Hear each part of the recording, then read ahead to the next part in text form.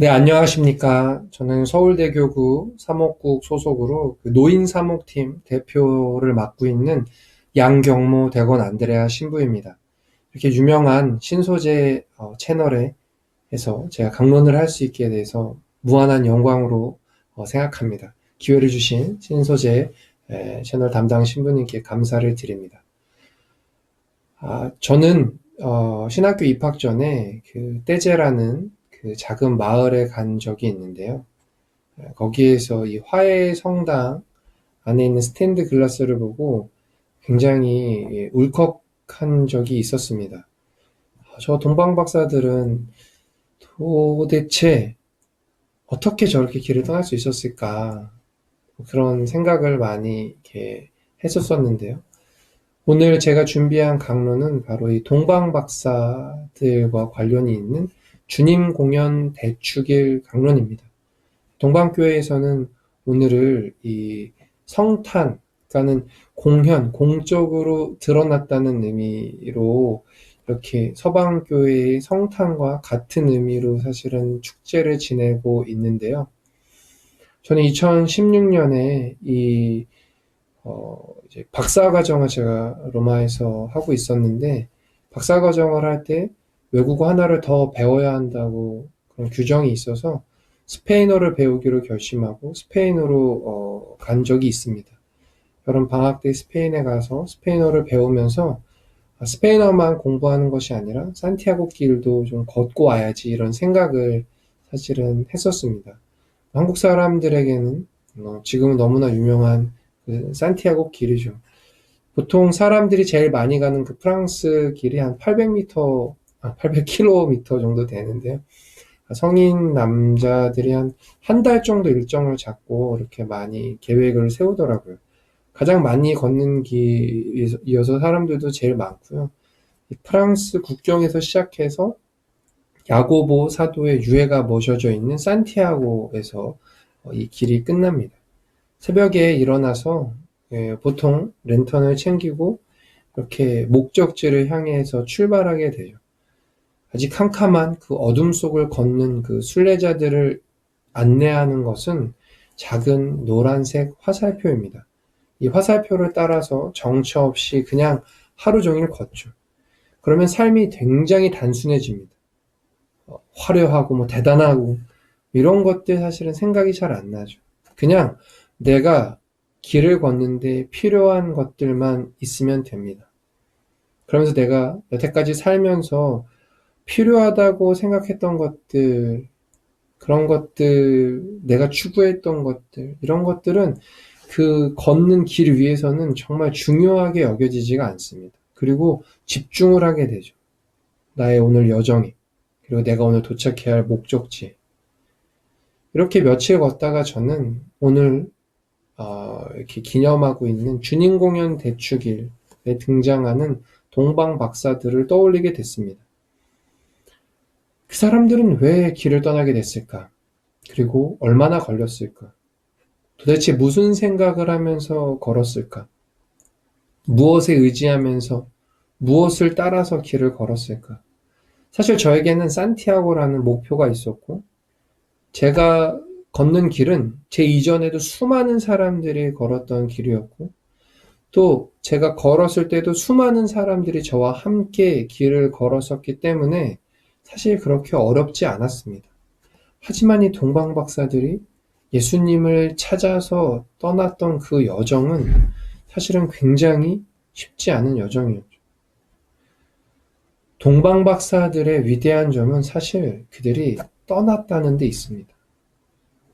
그들은 오늘 복음에서 이렇게 이야기합니다. 우리는 동방에서 그분의 별을 보고 그분께 경배하러 왔습니다.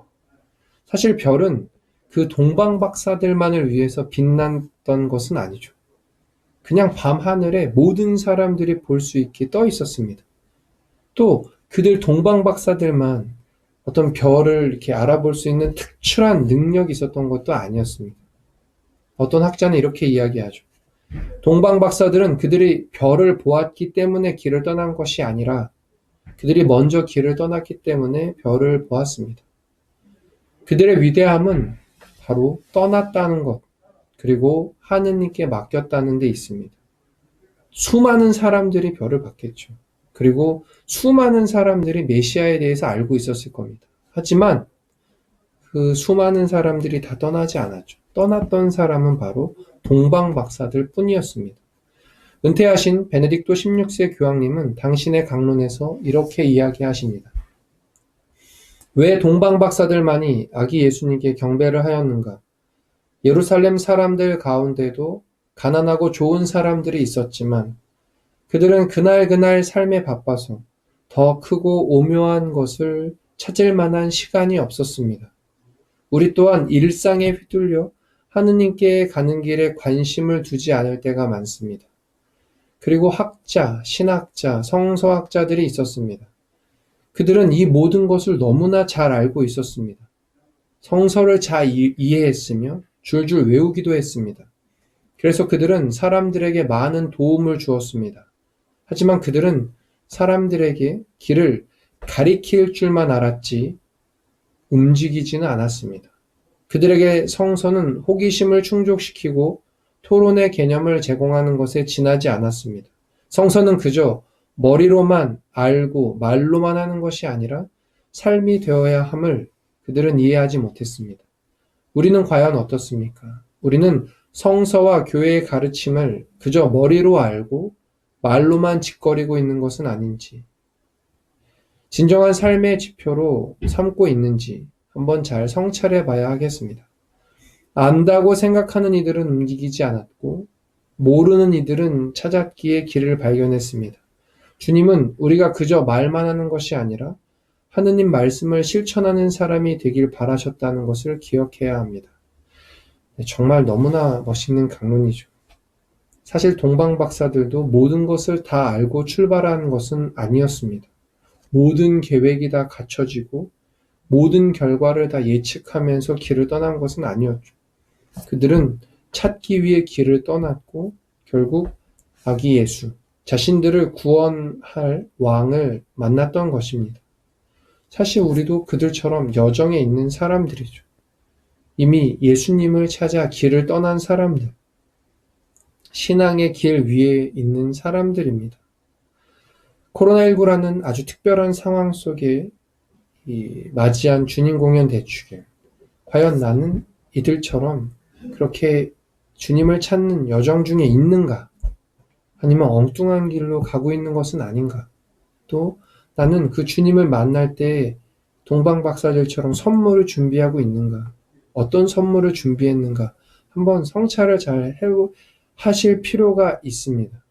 수많은 사람들이 성서를 읽고 수많은 사람들이 예수님에 대해서 안다고 얘기하지만 사실 움직이는 사람은 많지 않습니다. 실천을 하는 사람은 많지 않습니다. 사랑을 해야 한다고, 사랑이 중요하다고 말하는 사람은 많지만 사실 사랑을 실천하는 사람은 많지 않습니다. 여러분들이 길을 안다고, 예수님을 안다고 한다면 길을 떠나야 완성이 되죠. 제가 좋아하는 이 오스카 햄머슈타인이라는 시인의 사랑은이라는 시가 있습니다. 종은 누가 울리기 전엔 종이 아니다. 노래는 누가 그것을 부르기 전엔 노래가 아니다. 당신 마음속에 있는 사랑도 한 구석으로 치워둬서는 안 된다. 왜냐하면 사랑은 주기 전에는 사랑이 아니니까. 여러분들의 머리로 아무리 알고 있다 하더라도 그거 움직이지 않으면, 실천하지 않으면 사실은 아는 것이 아니죠.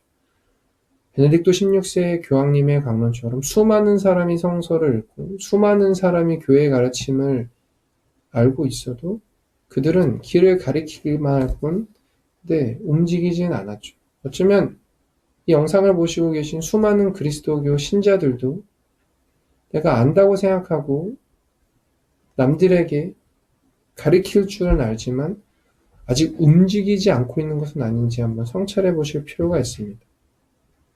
그리고 올해 이 주님 공연 대축일을 맞아서 2021년에는 그렇게 몸을 움직이는 한 해, 몸을 움직이는 주님 공연 대축일, 주님께 그런 길을 떠나는 그런 2021년이 되셨으면 좋겠습니다. 감사합니다.